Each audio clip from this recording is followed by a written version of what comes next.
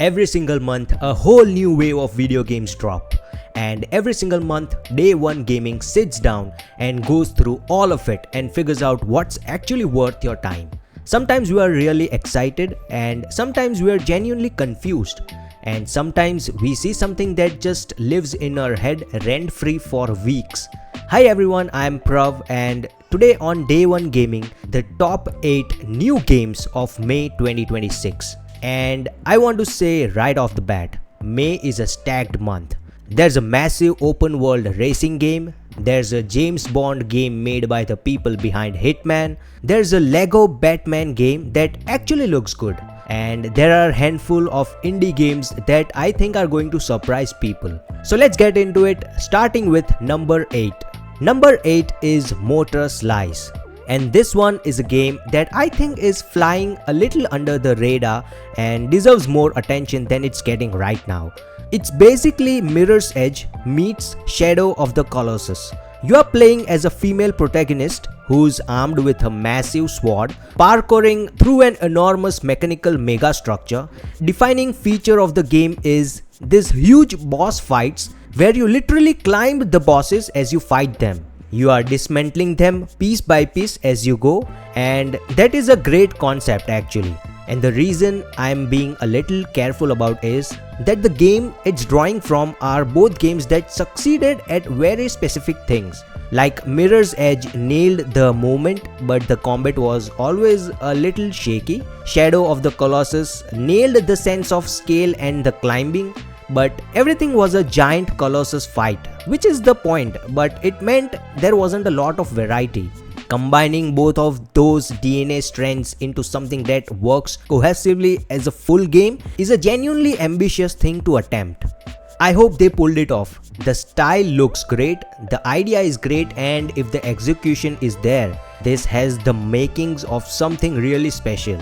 Motorslice is landing on PC in the first week of May, so it's going to be one of the first things you can play in the new month. Number 7 is Mixtape. And if you know who Beethoven and Dinosaur are, the Melbourne-based studio that made The Artful Escape, then you already have a pretty strong idea of what kind of game this is going for. If you don't know The Artful Escape, go play it. It's 4 hours long. It's about a teenage kid who's the nephew of a famous folk musician and who wants to be a rock star, and it's just this gorgeous music-soaked piece of interactive storytelling. It won a BAFTA and it's great. Go play for it. Mixtape is their follow-up, is about the past. It's about looking back. The setup is 3 teenagers, Rockford, Slater and Cassandra, in 1990s Northern California on the last night of high school before they all go their separate ways.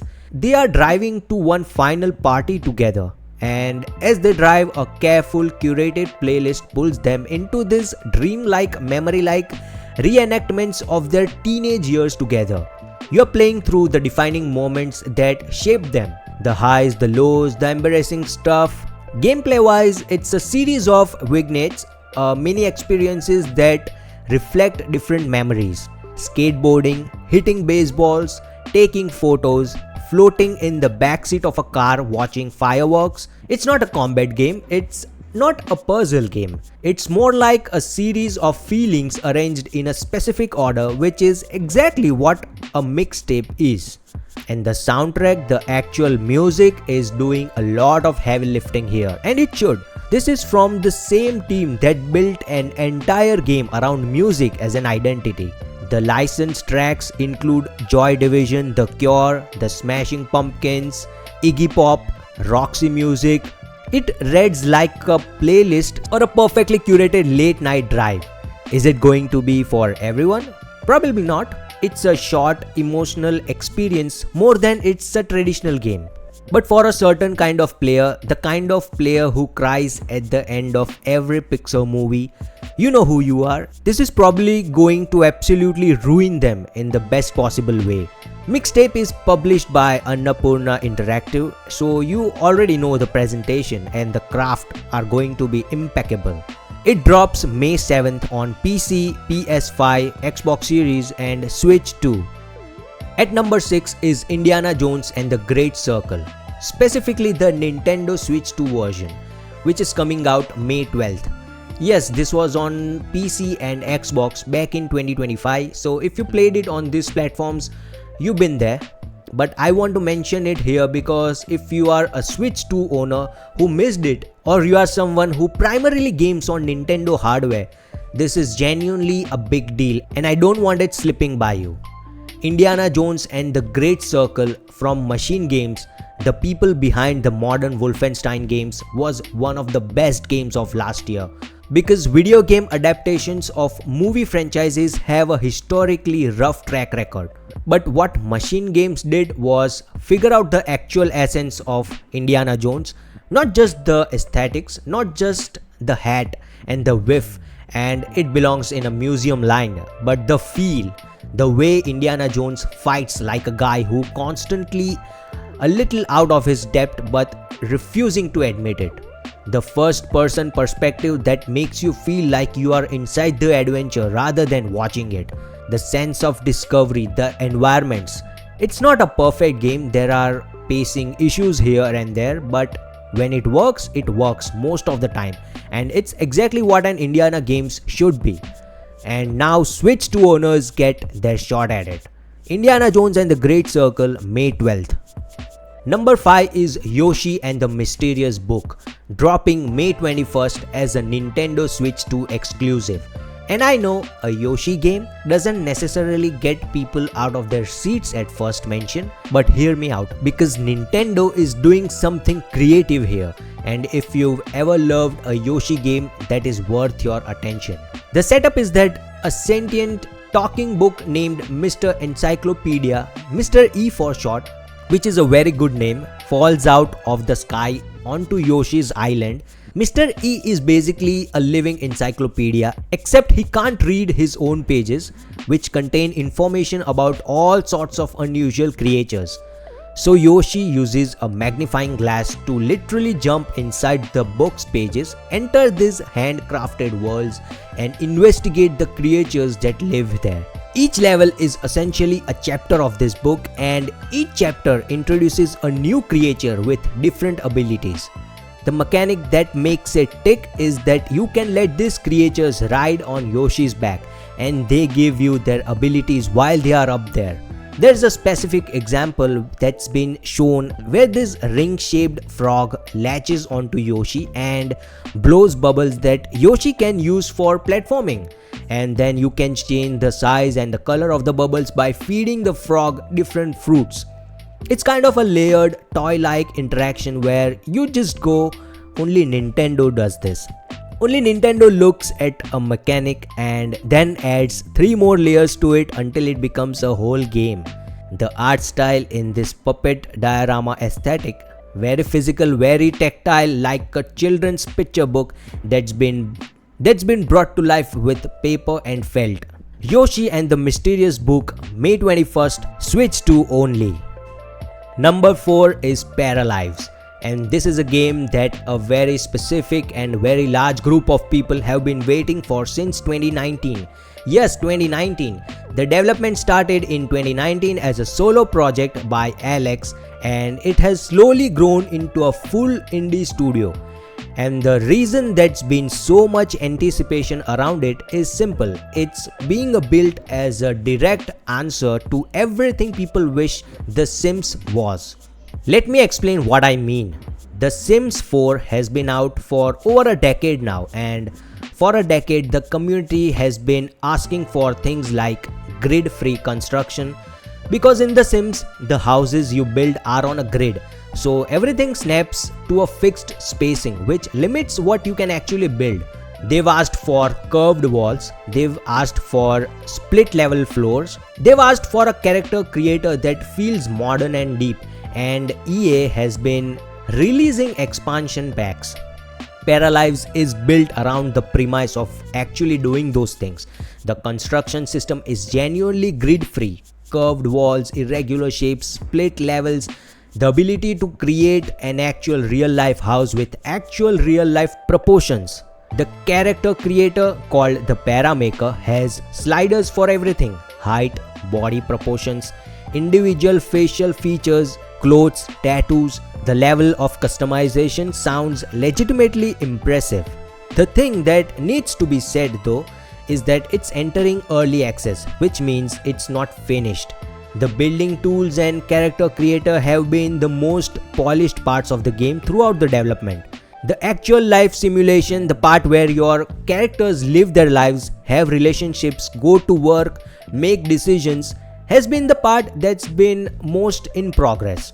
The studio has been transparent about it, and they delayed the launch from late 2025 specifically because the live simulation mode wasn't up to the standard they wanted.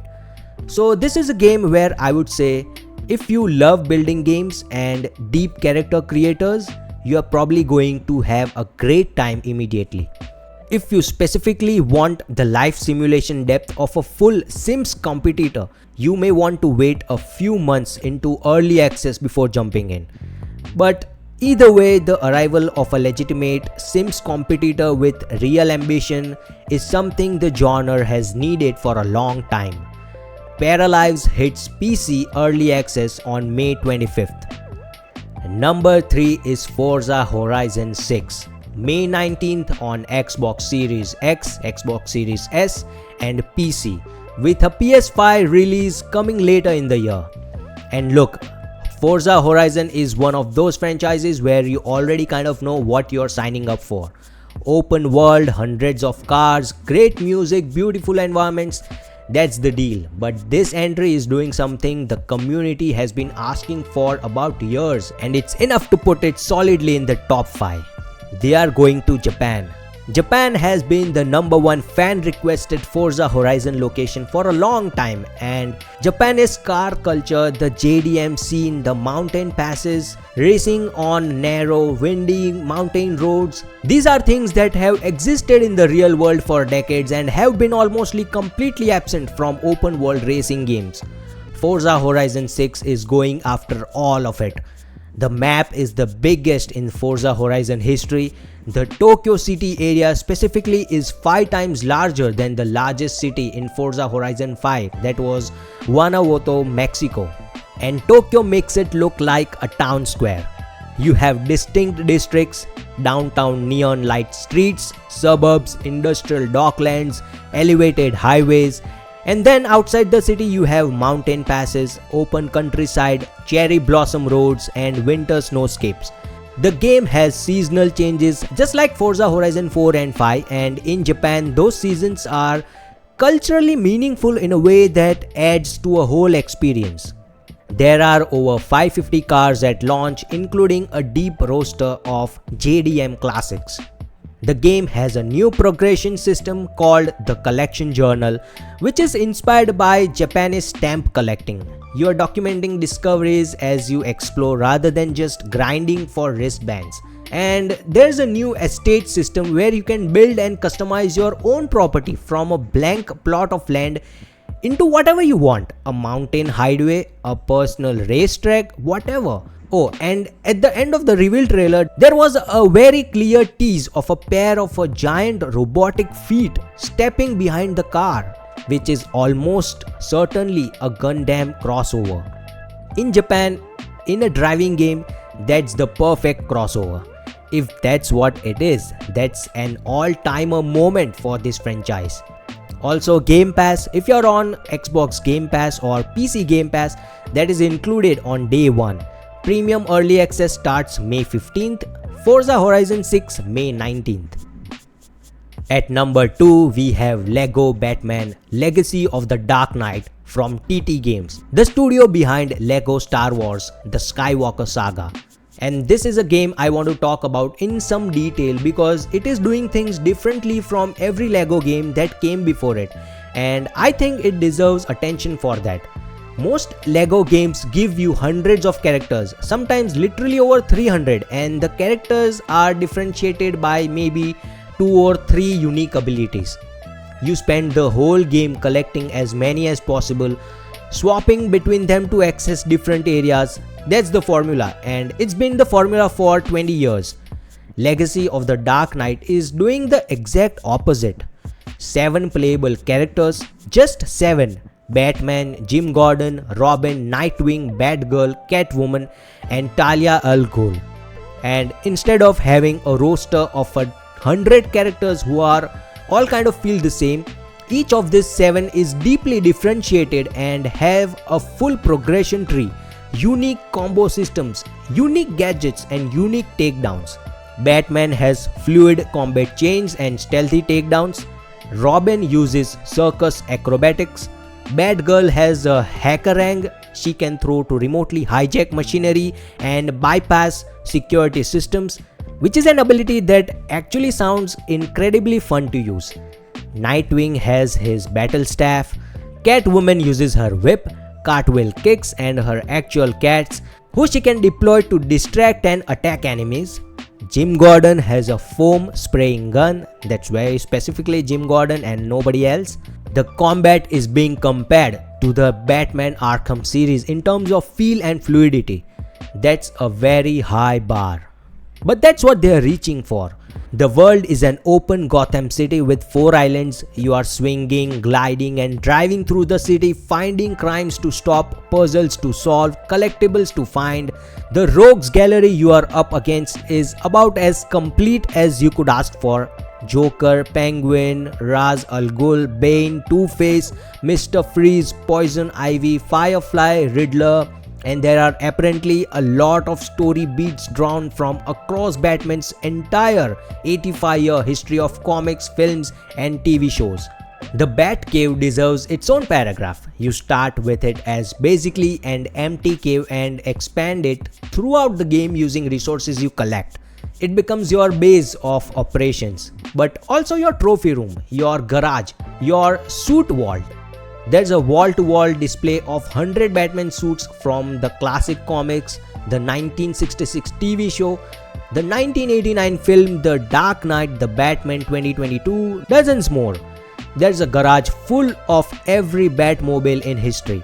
The classic TV car, the Tumbler, the Batpod, the one from Batman Returns, the one from the Batman, and somewhere in there's an arcade machine with the original Lego Batman game playable on it. That detail is both unnecessary and perfect.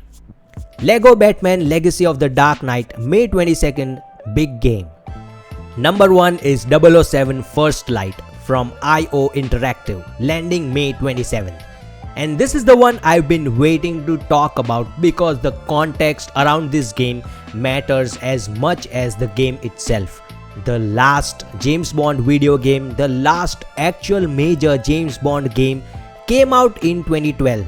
That was 007 Legends, which was Activision's final Bond game before they lost the license, and it was not well regarded. After that, Eon Productions and Metro-Goldwyn-Mayer decided they didn't want to put the Bond IP in games anymore, and for over a decade there was just nothing. No Bond games, 14 years.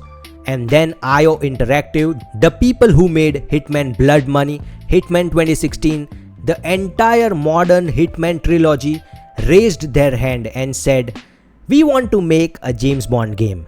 And they got the license, and the reason that's significant is that the IO Interactive is not just a competent studio that can execute a license. They are arguably the most specifically qualified studio in the world to make a James Bond game, because the Hitman games are stealth action games where the whole design philosophy is built around the idea that violence is not the default solution, that you can walk through an entire level without firing a shot if you are smart enough, that social infiltration, disguises, reading environments, and understanding human behavior are more interesting than just shooting everyone. That is James Bond. IO Interactive specifically pitched their game to Eon Productions by saying they wanted to move away from relying on weapons to complete missions. That's the exact right approach, and Eon said yes. 007 First Light is a full origin story, not based on any existing film, not using any actor's likeness, completely original. James Bond is portrayed as a 26-year-old naval air crewman named simply James Bond, played by Patrick Gibson. who gets recruited into the newly revived 00 program following a heroic act. His first field assignment is a global chess tournament at a grand hotel in the high Tatra mountains of Slovakia. His reluctant mentor is a character named Greenway. The main antagonist is the Pirate King Bauma, played by Lenny Kravitz. And the theme song is performed by Lana Del Rey with David Arnold. Lana Del Rey. David Arnold, who scored Bond films. That is a lineup. Familiar Bond characters are in it, M, Q, Moneypenny, but in this earlier timeline, so it's a fresh take on iconic characters. The gameplay is described as fully player directed, go loud or go silent, fist or firepower, gadgets for infiltration or literally just talking your way past guards, multiple locations around the world, iconic vehicles, driving. It sounds exactly what Hitman DNA applied to James Bond would be. The question is always going to be, does it live up to the premise? The Hitman trilogy was a slow burn. The first game in 2016 got a decent reception, and then with each new installment the formula clicked harder and harder until Hitman 3 was kind of a masterpiece of the genre. If 007 First Light captures even a fraction of what made those games work, then this is going to be a landmark Bond game. The first good one in 14 years, May 27th. So that is the top 8 new games of May 2026. Drop a comment and let me know what you are most hyped for. Are you in the 007 camp? Are you spending the whole month in Forza Horizon 6 Japan? Are you going to spend 50 hours building a house in Paralives at 2 in the morning? All valid choices. If you like this video, go ahead and hit like. It genuinely helps the channel. If you are new here, subscribe because we put out new videos every week and this is exactly the kind of content we do. And don't forget the notification bell, the easiest way to not miss anything. Thanks so much for watching. I'll see you in the next one right here on Day 1 Gaming.